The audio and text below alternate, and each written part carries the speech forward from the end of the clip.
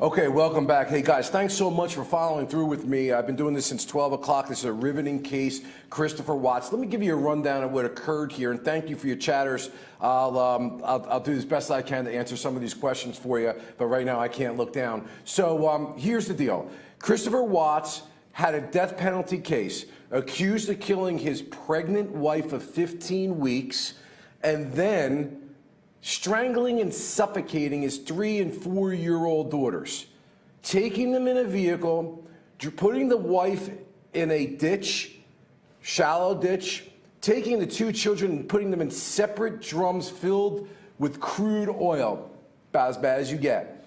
He bargained away the death penalty because the victim's family didn't want to see the death penalty pursued because they believed it was in God's hands and that they shouldn't be the judges of that. That's a very common thing in some cases. So the district attorney agreed to take it out of the death penalty and plead him guilty to multiple consecutive life sentences without parole, which you just saw the judge giving. Not that that was a mystery. The depth of this case is what went on inside of the courtroom.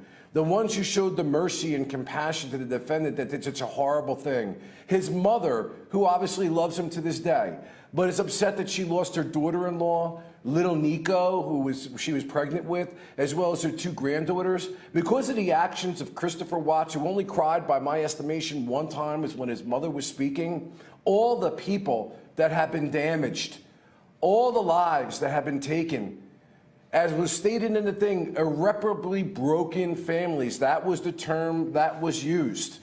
And yet we saw the resiliency and the power of love amongst these families, especially the victim's mother, who got up and talked about how her daughter had put the crown on his head, and about how the little girl wrote the song, "Daddy, You're My Hero," and at how they trusted. The father talked about this too. Everyone trusted him to protect the daughter and these little girls, and that when he killed her, God took that crown off his head. Guys, I have been through a lot of sentencings in my career as a prosecutor and even a defense lawyer. I am telling you, the Christopher Watts sentencing will go down in history. Not about Christopher Watts. It should be about 2 families that have been affected by the animalistic monster actions of this man, that have found a way to turn a corner and show the grace and mercy and dignity of forgiveness and compassion, not throw their lives away and the lives of the rest of their family members. Like the victim's mother said, you threw your life away too when you took the lives of my daughter and the 2 children and little Nico.